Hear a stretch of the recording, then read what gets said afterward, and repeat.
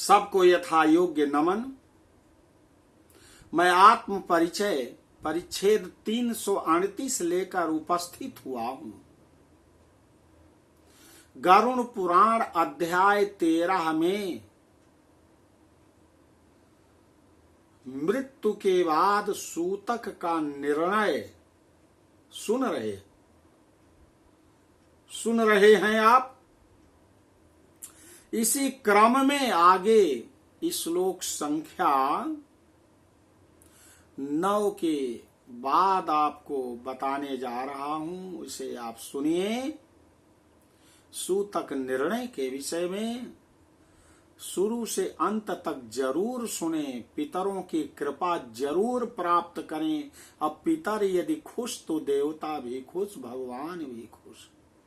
सबसे बड़ा पितृदोष कलयुग का है, क्योंकि मां नहीं मातु पिता नहीं देवा, संतन से करवा वही सेवा।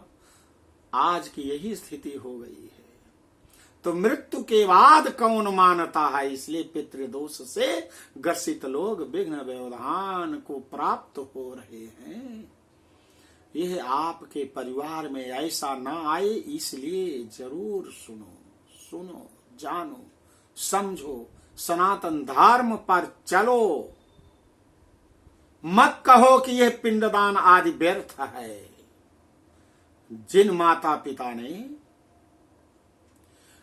9 और 10 महीने अपने गर्भ में मां ने पाला, पिता ने जन्म के बाद, जन्म के पहले से आकाश पाताल एक कर दिया, उनके लिए श्रद्धा तो ले आइए। कलयुगी मनुष्यों, ले आओ श्रद्धा, सुनो इसे, अब करो, मार्ग पर चलो। सर्वप्रथम शंख ध्वनि से माता भगवती को मैं प्रणाम करता हूं।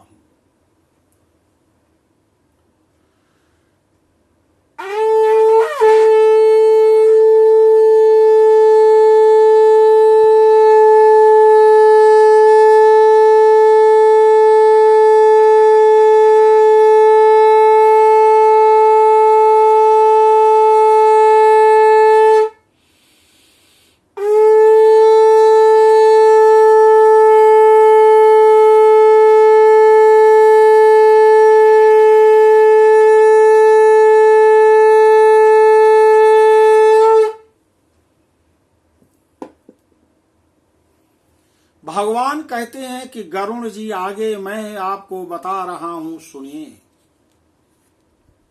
अशौच काल के विषय में सुनो।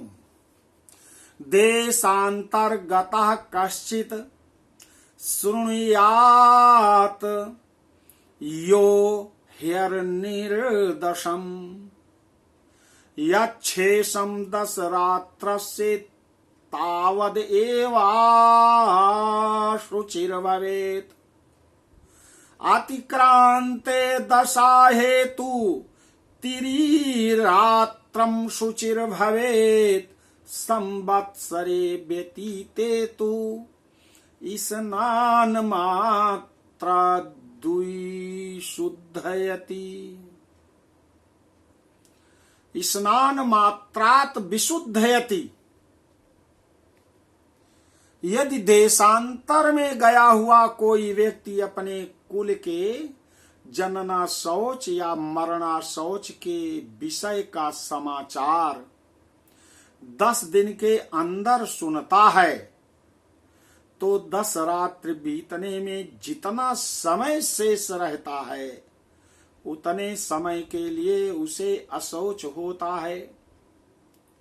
मान लीजिए बेटा या बेटी या कोई घर परिवार कुल खानदान का मृत्यु को प्राप्त हो गया है और वो विदेश में देश में रहता है दूर, तो 10 दिन के अंदर मरने का समाचार मिलता है। तो जब तक 10 रात्रि तक जितना समय रहता है, उतने समय में उसका घर सूतक से व्याप्त रहेगा।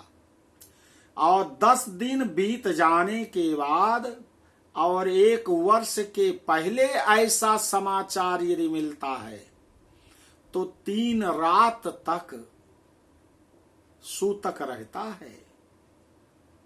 10 दिन के बाद और 1 वर्ष पहले तक यदि समाचार प्राप्त हुआ कि हमारे परिवार, खानदान, कुल का, गोत्र का कोई व्यक्ति मृत्यु को प्राप्त हो गया है, तो 3 रात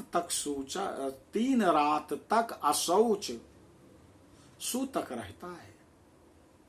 संवत्सर 1 वर्ष बीत जाने पर समाचार यदि मिलता है तो स्नान मात्र से शुद्धि हो जाती है। सूतक स्नान मात्र से ही समाप्त हो जाता है।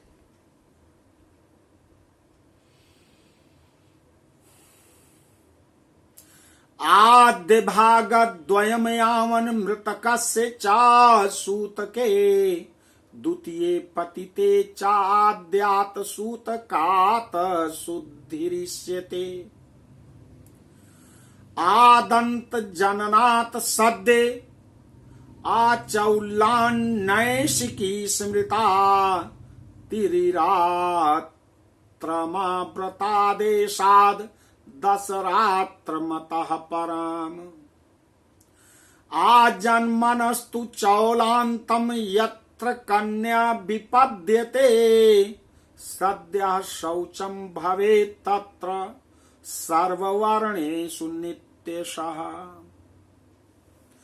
मरण शौच आदि के 2 भागों के बीतने के पूर्व अर्थात 6 दिन तक यदि कोई दूसरा अशौच आ पड़े, दूसरे किसी के मृत्यु आ जाए, तो आद्य शौच की निवृत्ति के साथ ही दूसरे अशौच की निवृत्ति हो जाती है। मतलब कि पहले जो मृत्यु को प्राप्त हुआ है और उसका जो सूतक चल रहा है और 6 दिन के अंदर दूसरे के मृत्यु हो जाती है, तो पहले का सूतक जिस दिन समाप्त होगा उसी दिन दूसरे व्यक्ति के मरने के बाद जो सूतक लगा है वो भी समाप्त हो जाएगा और शुद्धि हो जाएगी। किसी बालक की दांत निकलने तक, मतलब दांत निकलने से पूर्व मृत्यु होने पर सद्य अर्थात उसके अंतिम संस्कार के बाद स्नान करने पर शुद्धि हो जाती है। चूड़ाकरण मुंडन के हो जाने पर यदि मृत्यु होती है तो 1 रात के बीतने के बाद शुद्धि हो जाती है। 1 रात तक अशौच रहता है। व्रत बंध होने पर 3 रात में शुद्धि होती है। 3 रात के बाद शुद्धि होती है। और व्रत बंध के पश्चात यदि मृत्यु होती है तो 10 रात का शौच होता है। 10 रात्रि तक सूतक रहता है।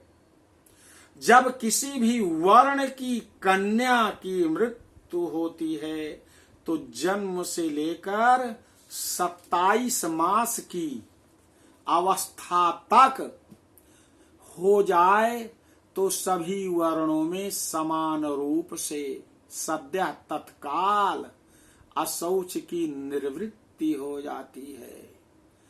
सभी वर्णों में सूतक समाप्त हो जाता है। तो देवियों और सज्जनों, आपने देखा कि किसी भी वर्ण की कन्या की मृत्यु जन्म से लेकर 27 मास की होती है तो समान रूप से तत्काल अशौच की निवृत्ति हो जाती है। सूतक समाप्त हो जाता है। उसका अंत्येष्टि करने के बाद स्नान आदि से। तो आपने सुना, इसके आगे आप अगले परिच्छेद में सुनेंगे। बोलो आदि शक्ति माता भगवती की जय।